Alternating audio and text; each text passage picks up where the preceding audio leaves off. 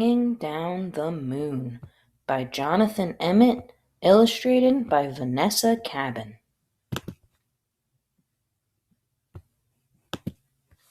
Bringing Down the Moon. "Hot diggity!" exclaimed Mole as he burrowed out of the ground one night. "Whatever's that?" The moon was hanging in the sky above him like a bright silver coin. Mole thought that it was the most beautiful thing he had ever seen. "Whatever it is, I must have it," Mole said to himself. "I know, I'll jump up and pull it down." Thump, thump, thumpity bump. Mole was so busy jumping, he didn't think about the noise he was making, and he woke up Rabbit in her burrow. "Mole," said Rabbit, "what on earth do you think you're doing?" "Hello, Rabbit," said Mole. "I'm trying to pull down that shiny thing." "You mean the moon?" asked Rabbit. "So that's what it's called," said Mole. "You'll never do that," said Rabbit. "It's not as close as it looks." But Mole would not give up. "I know," he thought. "I'll get a stick and poke it down." He found a long stick and poked it up at the moon. Swish, swish, swishity, swish. Mole was so busy poking that he tripped over Hedgehog in his bed of leaves. "Mole," grunted Hedgehog, "what are you up to?" "Hello, Hedgehog," said Mole. "I'm trying to poke down the moon." "You'll never do that," said Hedgehog. "It's not as close as it looks." But Mole would not give up. "I know," he thought. "I'll throw something at it and knock it down." He found some acorns and threw them at the moon. Plink, plink, plinkety plink. "Ouch!" said Squirrel. "Mole, have you gone nuts?" "Hello, Squirrel," said Mole.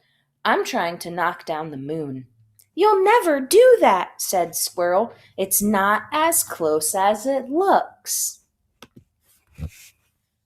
But Mole wanted the moon so badly he would not give up. "I know," he thought. "I'll climb a tree and carry it down." Mole had never climbed a tree before. It was hard work, and he was scared to be so far from the ground. But he kept on going until he saw the moon resting in the leaves above him. Mole stretched out his paws, but just when he thought he had the moon, he slipped. "Oh, eek! Ouch! Oh!" Mole tumbled down and landed splash in the middle of a puddle. "Hot diggity drat," thought Mole. "I almost had it that time." Then he noticed something floating in the puddle beside him. It was pale and wrinkled, but Mole recognized it at once. "The moon," whispered Mole. "It must have fallen down with me." He reached out to pick up the moon, but as soon as he touched it, it broke into pieces and vanished. Mole sat in the puddle and cried. Rabbit, Hedgehog, and Squirrel came running up. "Are you all right, Mole?" asked Rabbit. "I'm all right," sobbed Mole, "but the moon isn't. I pulled it down, and then I broke it, and it was so beautiful, and now I'll never see it again."